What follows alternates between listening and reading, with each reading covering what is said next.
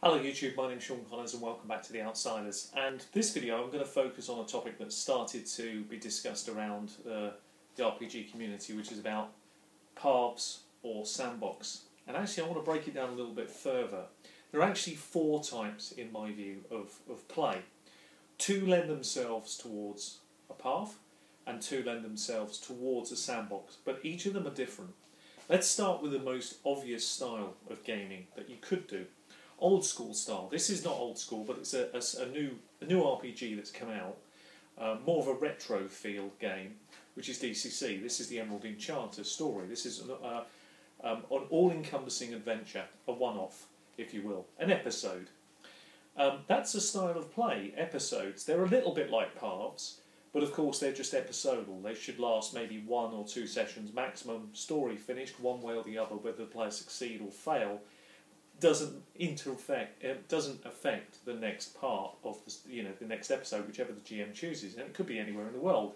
You suspend a little of the disbelief of the structure of a normal world. You might have that as a layer. You could say, I'm using Eberron, I'm using Greyhawk, I'm using Galarian, whatever you're using, and the adventures could take place anywhere in that world. And as long as the players accept that each piece is going to be an episode, perfectly acceptable. That's really the most basic of paths.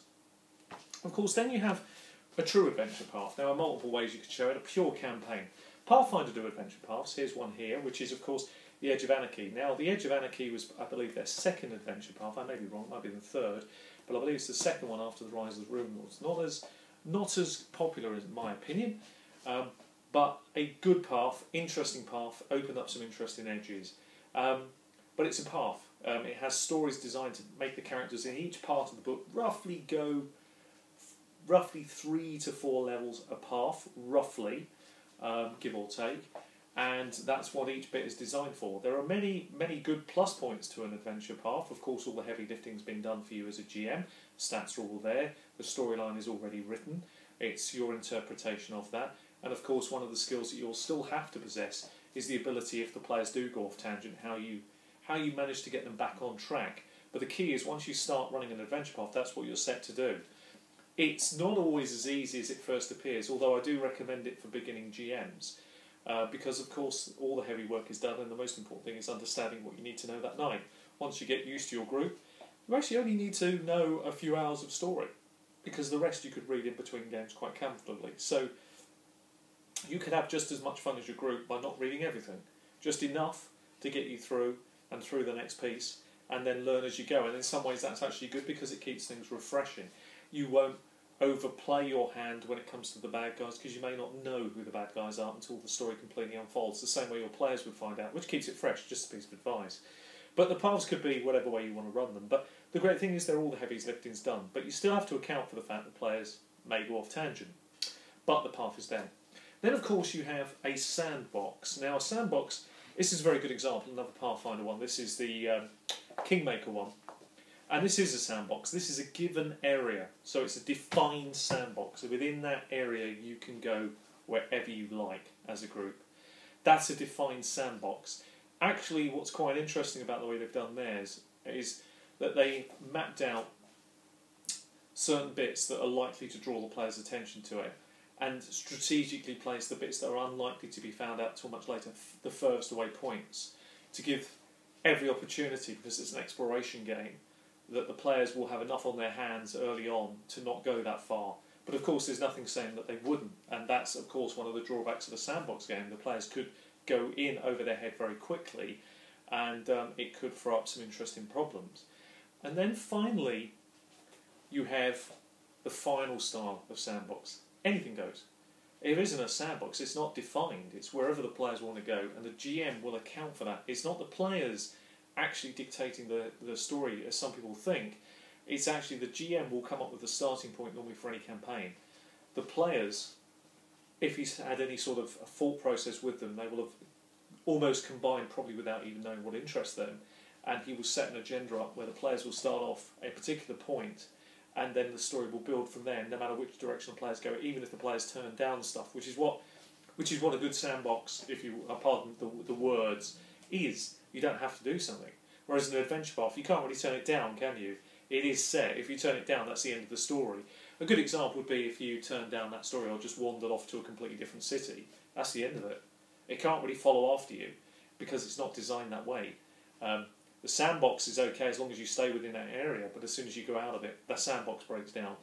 But the true game, the true open-ended game, and I'm just going to call it world-spanning because that's really what it is, isn't tied down to those constraints. Same as an episode. You know, if the players decide to stop playing your episode, or they decide enough's enough, they can't take any more losses, that's the end of that story. It's not a problem. You get another story and you run another one, but that's where it stops. But with the open game, nothing really gets in its way.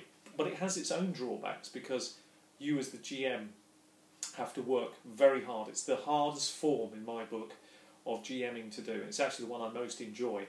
I don't mind any of the styles. I will quite happily go very old school, very single stories, quite happy to do an adventure path with no problem at all. And equally, I'm quite at home now running very, very open games, world-spanning games, and I don't have any problem with that. But it requires the most amount of effort as a GM because you have to constantly be thinking stories, deeper arcs, the overrunning theme of the game, the overriding angle of the world. Everything has to be thought through. Now, when you deal with an adventure path, what's going on in that area, that path, what confines the path is that story then, that thing that's happening then about it, whether it's a city, whether it's a wilderness adventure path, whatever it might be, it has a confinement to it, and that is somewhat set. And so once players deviate off that, of course, those things do have, you have to then ad-lib, you have to find ways to bring them back in. It may be unsalvageable. I've seen each style of game break down to a large degree except one. Funny enough, these ones, the episode one, is pretty unbreakable really, because the only way it can break is if the players or the GM run out of steam. You know, I've had enough. I don't think the players say, look, enough's enough. Campaigns run its legs. As long as you enjoy this style, you can do it forever and a day. It's not a problem. If you enjoy an adventure path, it's fine until something happens that makes you either say, no, we're not going to do that, and that's integral to the adventure path, and then it breaks down. And then those things tend to leave steam, which can happen. Yeah, it does happen. And of course, you can have a sandbox, which has the same problems, that the players go in over their head, because the sandbox, you can go anywhere. The players have had enough, and it runs out of steam. Those sort of things do occur. And of course, then you have the very open games, and there are a number of things that can derail them. Potentially, it's the hardest part is to keep the players focused on the things that interest them, which build their own stories, which form their own paths. Because really, that's what an open world game is.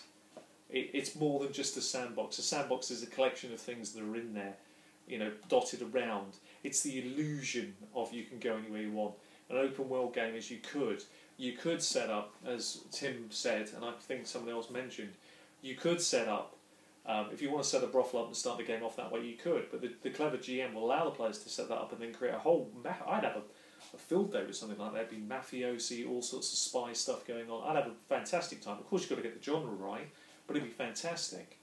And that's another part to this as well, of course, is that each of these things I've found over the years, it's just a personal preference. It may not work, you know, it might be something that's different for others, but I find that for campaign play, I've had no problems playing campaign play for fantasy games. I've really struggled with sci-fi games for long-running campaigns, personally, and I have to stress that, it's personal, because you're talking about weaponry that can kill you one shot generally, and you're talking about ship-to-ship type combat, which one fatal blow in the wrong place of a ship kills everybody on board. And so those things generally tend to derail the game pretty heavily. Now, I know people have played some pretty amazing games, and somebody levelled an interesting criticism at one of the comments I made, which was, what about Traveller? Yeah, Traveller's great, but you can die when you roll up a character, let's not forget that, and it suffers from exactly the same things we just spoke about. Yes, you could have a long-running game, and I'm sure that does happen, but my experience has taught me that the ones that generally work the best are where you deal with these elements of fantasy. So I suppose that takes us towards the sort of wrapping up part to this. So there are really, in my view, 4 types. When we talk about paths, when we talk about sandbox, there are actually 4 types.